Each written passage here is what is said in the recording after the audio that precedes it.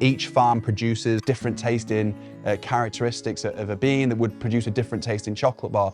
It's super exciting to be able to experience all these different origins and flavors depending on where that bean's grown.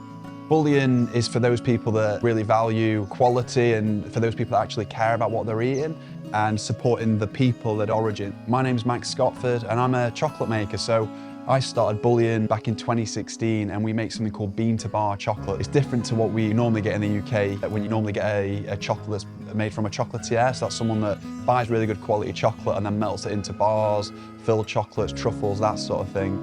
At Bullion, we go the step back, making chocolate entirely from scratch. We're literally hand sorting each and every bean to make sure only the best beans get into our chocolate.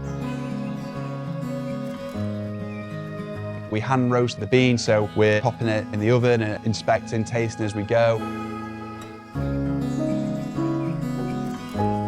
It's a day of roasting, a day of bean sorting. The beans are actually ground for 3 days just to get the chocolate smooth and for it to conch, to develop the flavour profile. So it's a labour of love. Max wants to align Bullion with the iconic British makers, championing the best quality. We want people to experience chocolate in a different way, tasting the different characteristics, the nuances, the different flavours in the chocolate. Each origin that we work with has its own roast profile, so we'll come together as a team and we'll do a roast test to decide what we want from that bean. Depending on the natural characteristics of what that origin's giving us, you can go for a lower roast profile, it's going to bring out those more greener, earthier tones. A medium roast is going to make those brighter tones pop, or we can go for like a dark roast that's going to bring out maybe a bit more bitterness or caramel. We have our hallmark range, which is kind of like our house chocolate.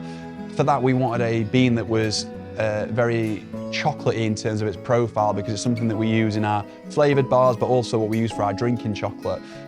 So I wanted a really chocolatey chocolate. African cacao typically has those characteristics. So we partnered with Three Mountains. They are a project in the Asante Akim region led by a guy called Leslie. And I actually met Leslie at London Coffee Festival a couple of years ago. When I had a chance to sort of speak to him and hear the passion and the work and what they're achieving out there, it made me want to really support that project, and that's now become the house chocolate in our cafe as well. We opened a chocolate bar in August last year.